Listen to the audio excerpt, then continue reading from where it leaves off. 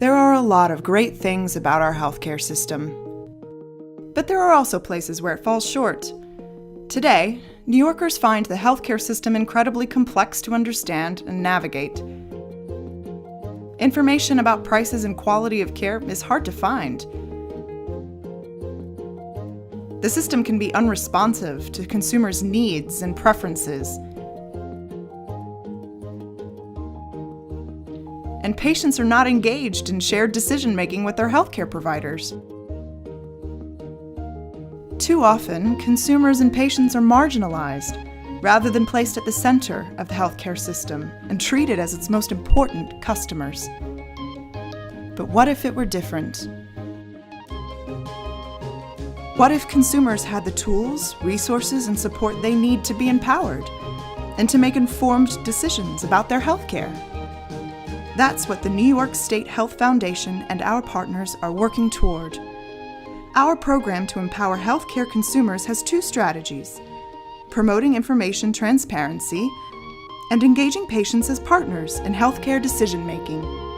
What does the healthcare system look like for empowered consumers? Let's see what it looks like for Emily, who's newly pregnant. When Emily signed up for health insurance, she used an online tool to pick the best plan for her family. The information was easy to find, and she was able to estimate what her out-of-pocket costs would be under different plans.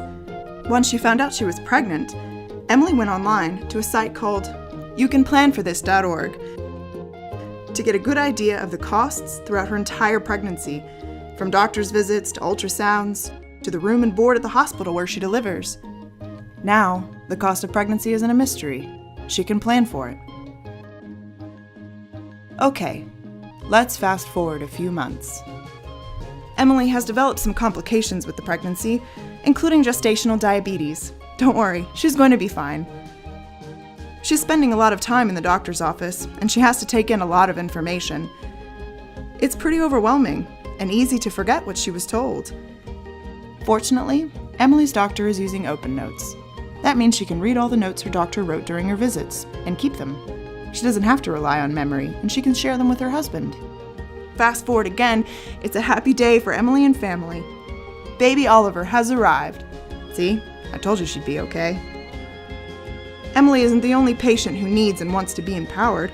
Her dad is trying to manage his type 2 diabetes and heart disease. He's trying to lose weight and wonders whether weight gain is a side effect of any of his medications. He's also terrified of needles, so he wants to avoid insulin injections. Together, he and his doctor settle on a medication that is both effective and meets his preferences. That's what consumer empowerment boils down to: patients having access to useful information and being partners in their own care.